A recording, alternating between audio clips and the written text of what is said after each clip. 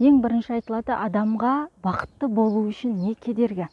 Білесіздер ме, Аллах тағала өзі барлық табиғатты өзінің бір күшімен, өзінің құдіреттілігімен жаратты. Бәріне бір әсемдік берді.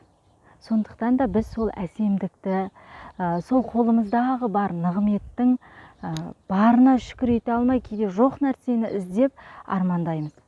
Негізі армандауған дұрыс, армандар орындалатыны да рас. Бірақ адамда алға жетелейтін мақсат соған жететін еңбек жолындағы бір мықтылыққа жет секілді. Міне, бұл бірінші бөлімде, екінші бөлімінде осылай аталады.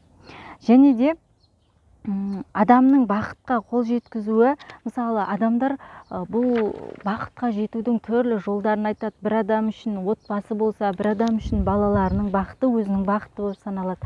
Бір адамдар үшін, бір әйел кісілер үшін ақша, байлық болатын болса, қолында бар болса, ол үшін бала маңызды болуы мүмкін. Сол сияқты түрлі нәрселердегі бақыт ұғымы үлкен деңгейде қарастырылады.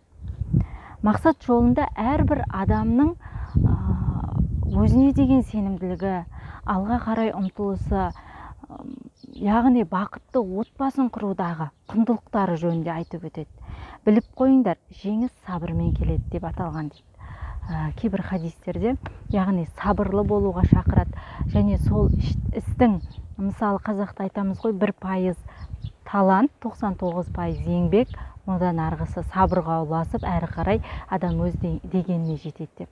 Сондықтан да құрметті ханымдар, құрметті қыздар, бұл кітапта да қолыңыздан, сіздің қолыңыздан барлығы келетінін айтады, оны барлық адамдар жеткізеді. Ал бірақ бұл кітапта кәдімгі түсініп оқыған жанға бір майдай жағатын секілді. Сен өзіңді кішкентай ғана жаратылысқа теңейсің дейді, бірақ сенде әлемді өзгерте алатын үлкен күш жатыр. Сен білмейсің, сен ұлыңды, қызыңды жақсы тәрбие беріп өсірсең, оның осы мемлекет үшін, ел үшін, ең арғысы өзінің ары үшін жақсы қызмет ететін азаматша азамат болып өсуі, ол тікелей саған байланысты, тікелей анаға байланысты. Әрине, әкенің де рөлі басым ғой, бірақ ана ол қанша дегенмен бала анасына жақын. Сен құрсақта жатқанда балаңды тәрбиелеуге тиіссің. Сонда сен бақытты отбасының тетігін қалыптастырасың.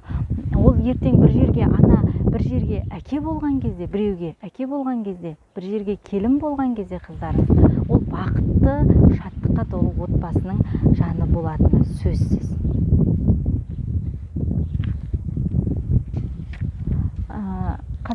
Біз айтамыз, үмітсіз шайтан дейміз. Әрине, құрметті азаматша дейді. Үмітсіздік адамның өз болашағына сеніммен қарауға тосқауыл болатын дүние. Қаншама адам үмітсіздік себебінен өміріне балта шапса, қаншамасы көздеген мақсатынан махрұм қалады дейді. Абайдың сөзімен айтатын болсақ, үмітсіздік ол антұрғандық.